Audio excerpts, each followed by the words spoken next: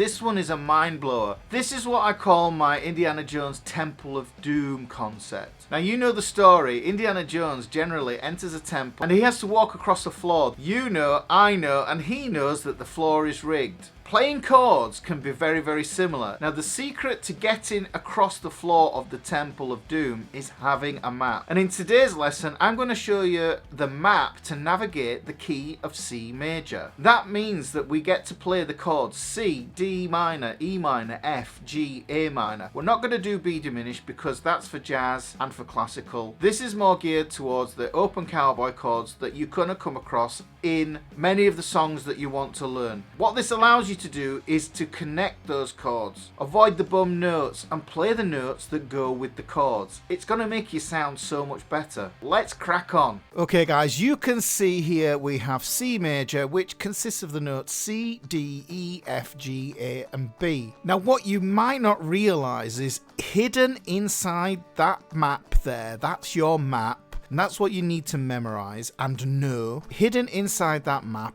are the chords themselves. And the idea is we take a chord shape and then we look at any of the notes that are on that map and we can add them to the chord. We can use open strings, we can add notes on other strings. So here you can see this is the Temple of Doom chord map.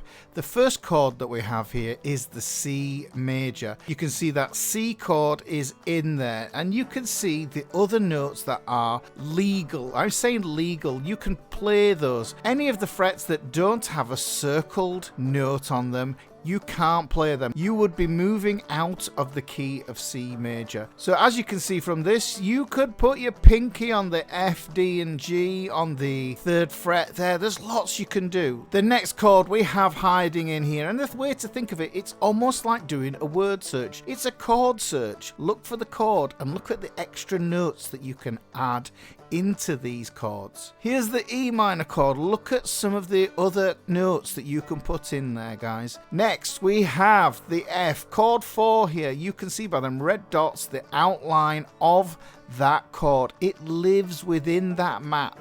Those are all legal spots you can put your fingers and you can add those extra notes. If you have fingers free, add those notes and play around with this idea and find your own chords. And at this point, you don't want to be thinking to yourself, well, it's this, that, or the other chord. You just want to be playing them, listening to them, thinking to yourself, is it on the map? If it's on the map, it's going to sound great. So here you can see we have the G chord there. You can see why you get this extra finger on the D on the 3rd fret of that B string. And you can see why you might not even put it on at all, because it's one of the notes that is in the map. Don't forget those open strings, because if you're playing acoustic, that is the beauty of the acoustic guitar. The open strings make it come alive. This is the A minor chord. You can see the shape there. It's like a chord search, just like a word search, but it's a chord search. So guys, look, add those extra notes and you will sound beautiful. Right, I'll jump over to the guitar and I'll show you some examples of those now.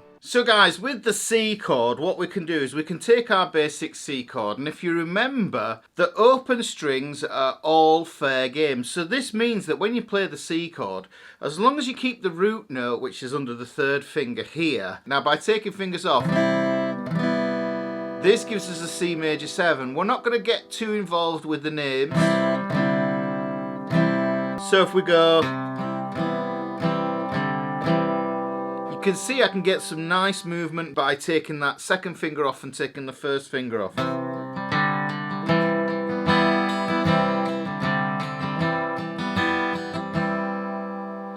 Okay, so now we've done that, what we can do is we can look at what this 3rd finger can actually do. We can take that 3rd finger and move it over onto this 3rd fret of the thick E string on this G note. That gives us an inversion, which is great for switching to a G to a C. So this is a C in the 2nd inversion. And then if I take these 2 fingers off, I get a G. I'm muting the A string on that, because I just don't want to muddy the colour up too much. You've got to be guided by your ear here. So going back to that C shape,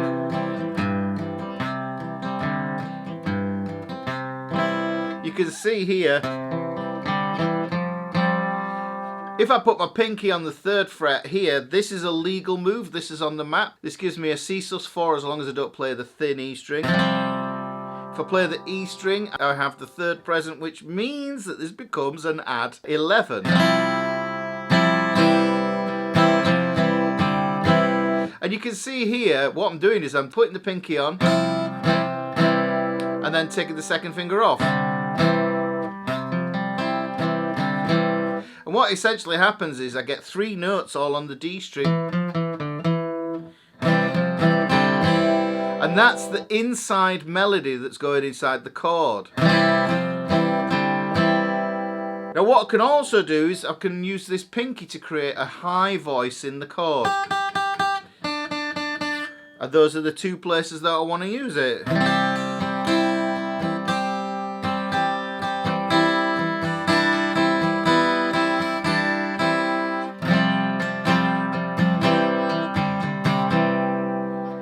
These are just some basic ideas that you can implement using this map idea with the C chord. On to the next chord, we get the D minor. And you can see this pinky is available on the map, so we get the... We could take the 1st finger off because all open strings are fair game.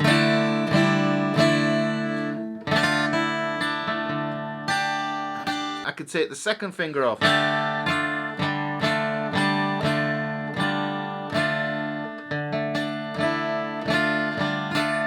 And I can get something going between those 2.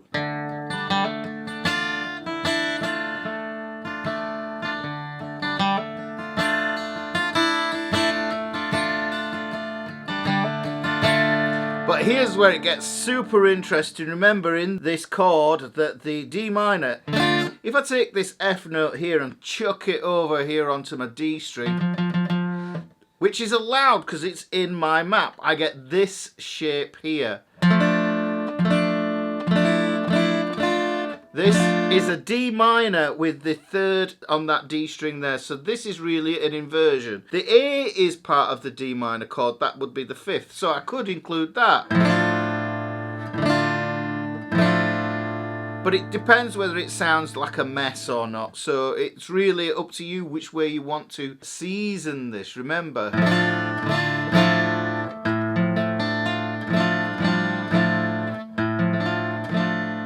But here's where it gets really cool. This note is on the map, this note is on the map, and this note is on the map. That's across on the D string 3rd fret, A string 3rd fret, and the E string 3rd fret. Now if I play that D minor chord and I switch my fingers around, it's a little bit of a different way of playing it. You can see that what I've done is I've got my 3rd finger free. I can add some interesting notes here. I can actually pull the notes out of the D minor chord, which are a D, an F, and an A. There, that's pretty damn cool, I think. And then there's the 7th there, so I can come up with...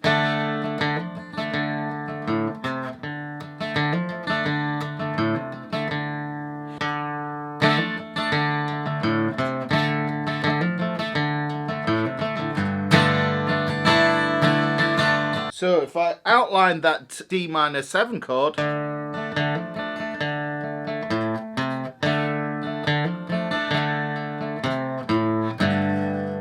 that gives me a kind of a G, but I'm still thinking D minor. And that's a usage of that D minor chord. Just shifting over to the E minor, you can hear that. I'm just bouncing on that 0, 2 there. It's on the map. If I want to play the open E string there, but I can grab the 3rd of that chord with my pinky.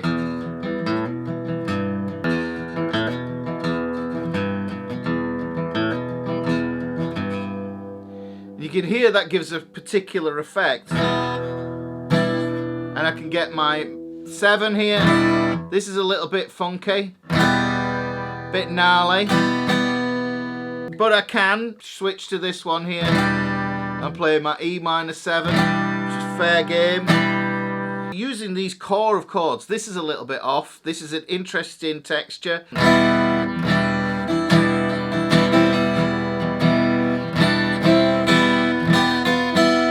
you can see, I can play those notes underneath the chord, utilising this E minor shape there. The next shape is this F chord. Now the thing that I like about this grip here over the bar chord is when you play the bar chord, if I lift any of these fingers off, I don't get an open string, I get what's underneath the bar. But as we know with this little chord map, essentially if I take off this second finger, I release that to an open G string.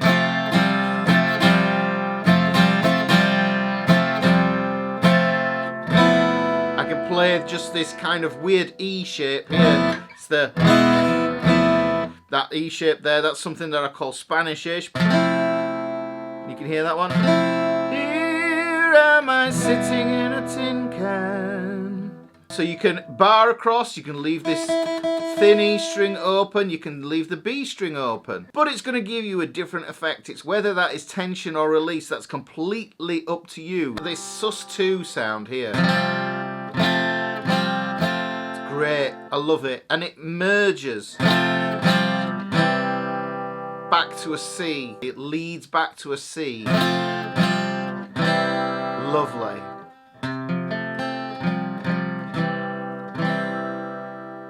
Now you can switch this voicing down and you can create these lovely little smaller shapes. You can get the open A string in there as well.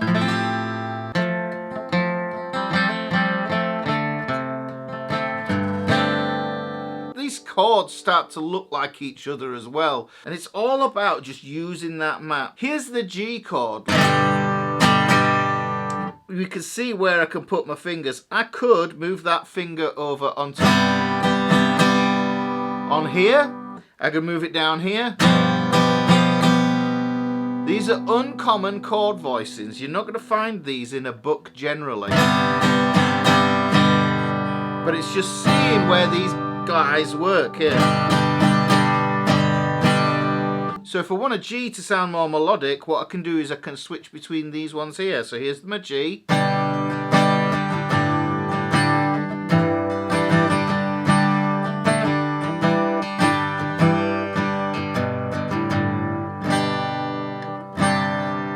push that first finger up behind there. It's a little bit awkward because I might want to get that fourth there, and that can sound quite nice.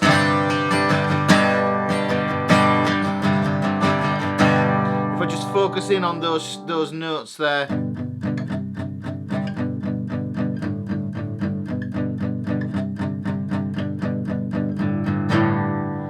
Here we've got the A minor next, comes after that G. There is some coolness that can happen on this A minor. We can get some superb voice leading on the B string. We get all the suspensions here. There's A minor, A sus2, A sus4. I can get an A minor 7. This sounds a little bit odd, but these kind of odd sounding chords make great passing chords. So if I went to an F, you can hear how that might work. You've got to experiment with them. Don't write them off on the get-go. So what I'm doing there is I'm holding my A minor, but instead of just holding this first finger down here, I'm pressing it across to make part of the bar of an F. It's a partial bar of an F chord there. You'll hear these sounds and you'll think, ugh, but then you'll find a use for them. So on that A minor as well, what is cool, this note that I can go for, this note I can go for, and this note I can go for with my pinky. That's if your pinky will stretch. If it doesn't, then it's fine. If you can get your thumb there, some people could do that. Everybody's hands are different. So if I listen to that,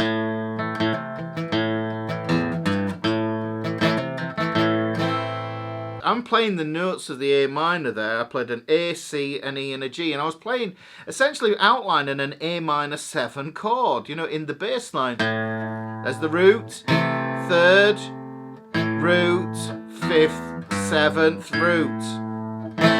Don't forget, I could take fingers off.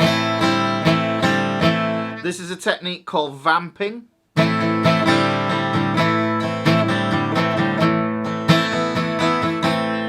And I did a double vamp there. I vamped with these two fingers first, then I vamped with this one here.